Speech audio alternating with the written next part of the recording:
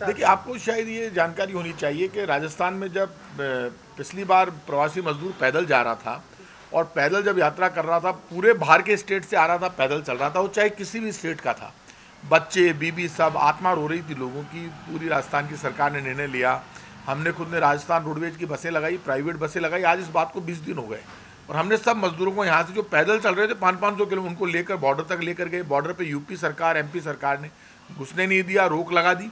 पहले तो केंद्र सरकार ने कहा जो पैदल चल रहे हैं आप इनको पहुंचा सकते हैं, फिर अचानक रोक लगा के केंद्र सरकार ने कहा कि इनके लिए कैंप बना देते हैं। अब कैंपों में तो सोशल डिस्टेंसिंग बिल्कुल पालन नहीं होगी।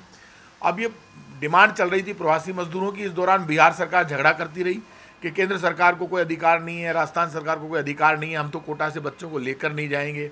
बच्चों को, मजदूरों के लिए बिहार सरकार तैयार। अब बिहार सरकार कह रही है हर मजदूर को हम 500 रुपये देंगे। तो आप जो राजनीति करना चाहते हैं इस देश में, चाहे बिहार सरकार हो, चाहे राजस्थान, चाहे यूपी, ये सब सरकारें इस वक्त केंद्र सरकार के अंडर में, वैसे भी केंद्र सरकार के अंडर में। प्रवासी मजदूरों के मामले में एक बात तय कर लीजिए, बीजेपी कांग्रेस का मुद्दा नहीं है, लेकिन कांग्रेस अध्यक्ष सोनिया गांधी जी कब सामने आई, जब उनको लगा कि ये तो खुलेआम पैसे ले रहे हैं। अभी टीवी चैनल्स पे खबरें चल रही है कि महाराष्ट्र से जो लोग बैठे उनसे रेलवे वालों ने किराया ले लिया। राजस्थान की सरकार ने ये कहा था आपको ये किराया हम दे देंगे। अधिकारियों से बात होगी, फिर भी वो नहीं मान रहे हैं। तो एक सरकार का यदि चीफ सेक्रेटरी बात कर रहा है, सरकार बात कर रही है, और उसके बाद यदि आप नहीं मान रहे हैं, फिर किराया वसूल कर रहे हैं महाराष्ट्र में। जब उनसे पूछा गया राजस्थान रोडवेज की बस में बस वालों ने किराया लिया, तो उन्होंने कहा नहीं, बस वाले हमसे किराया नहीं ले रहे, लेकिन महाराष्ट्र में हम बैठे तो हमसे किराया ले लिया। कल जब सोनिया गांधी जी स्टेटमेंट देती है तो केंद्र सरकार के सारे नेता अचानक जाग जाते हैं और कहते हैं हम तो किराया ले ही नहीं रहे, हम तो 85% ले रहे हैं। तो भाई साहब 85% तो आप ले रहे हो ना। आप जो बात कर रहे हैं डबल पॉलिसी नहीं करें। पहली बार ऐसा हुआ जब देश में कहते हैं 500 या 100 वर्ष के बाद ये संकट आया। फूड कॉर्पोरेशन ऑफ इंडिया के गोदामों में गेहूं सड़ रहा है, नई फसल आ चुकी है। उस गेहूं का करोगे क्या, समुद्र में फेंकती है हर साल केंद्र सरकार भारत की। लोग रोज गेहूं मान रहे हैं। प्रधानमंत्री जी 15 लाख खाते में नहीं चाहिए, अच्छे दिन इस वक्त नहीं चल रहे, 15 लाख आपने खाते में जमा नहीं कराए, उसके लिए कोई बात नहीं, धन्यवाद। लेकिन इस वक्त आप 10 या 15 हज़ार रुपये खाते में जमा करा दो, गेहूं के गोदामों के मुंह खोल दो, जो गेहूं सड़ता है जिसको हम समुद्र में डालते हैं वो लोगों में बांट दो, और ये जो प्रवासी मजदूर है उसको फ्री ऑफ कॉस्ट घरों पर भेज दो। उसके पास पैसा नहीं है। सिर्फ नारों से, मैसेज से, राजनीति करने से ना तो हमारा भला होगा ना इनका भला होगा। इस वक्त मानवता को जरूरत है मदद की, और राजस्थान की सरकार ने फैसला लिया 1 करोड़ लोगों के खाते में डायरेक्ट हमने पैसा भेजा। अब ये जो जनधन खाते पुराने चल रहे हैं उनके लिए कहते हैं हम 500 रुपये डाल रहे हैं, तो पुराने खाते हैं, आप क्या कर रहे हो।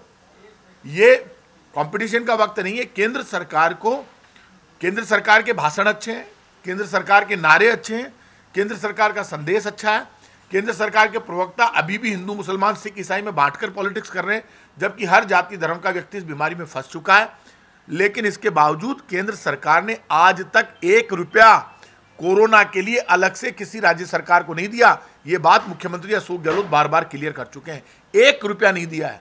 आप जो रेगुलर पैसा आता है सरकार का, नेशनल हेल्थ मिशन एनएचएम में, उसमें 40% हम खर्च करते हैं, 60% वो खर्च, तो आएगा ही। रेगुलर पैसा है वो जो हर साल आता है। आपने अलग से कोई फंड नहीं दिया है। आपको अलग से फंड देते आपका दर्द नजर आता, वो दर्द कहीं नहीं है। ये मानना पड़ेगा कि केंद्र सरकार सिर्फ नारे, बातें, भाषण अच्छे हैं, लेकिन राशन नहीं है, मदद नहीं है। ये प्रवासी मजदूर जो रोज आ जा रहे हैं उनके लिए एक कंट्रोल रूम बनता दिल्ली में, 100 आईएएस अधिकारी लगाए जाते हैं। वो 100 आईएएस अधिकारियों के नंबर होते हैं, कोई भी उनको, मुझे फोन करते हैं लोग, जब मुझे फोन कर रहे हैं राजस्थान के ट्रांसपोर्ट, इसको सब कुछ मेरे हाथ में तोड़ना, मैं केंद्र का ट्रांसपोर्ट मिनिस्टर नहीं हूं। उनके मंत्रियों की एक टीम होती, आईएएस ऑफिसर्स की एक टीम होती, जैसे अशोक गहलोत जी ने राजस्थान में बनाई। कंट्रोल रूम होता है, उनके नंबर जारी होते हैं मीडिया पर, और सोशल मीडिया पर एक ऐप होता है अलग से प्रवासी मजदूरों को लाने ले जाने के लिए, जिसमें वो अप्लाई करते, और फ्री ऑफ कॉस्ट केंद्र सरकार पिता बनकर पूरे देश में पैसा जारी करती, और एक साथ सब जगह मजदूरों को छोड़ा जाता, तो 4 दिन में ये काम खत्म हो जाता। लेकिन केंद्र सरकार ने देश की सरकार की पिता के रूप में भूमिका नहीं निभाई, इसलिए ये सारी प्रॉब्लम आ रही है। सर, ऐसा कहा जा रहा है कि राज्य सरकार ने कोई किराया वसूल नहीं किया है, भारतीय रेलवे ने ही किराया लिया है, जिसका एकीकरण राज्य सरकार के माध्यम से हुआ है। तो ये जो सामने आ रहा है कि राजस्थान सरकार ने भी किराया लिया है प्रवासी, राजस्थान सरकार ने कोई किराया नहीं लिया। मैं बार बार ये क्लियर कर चुका हूँ।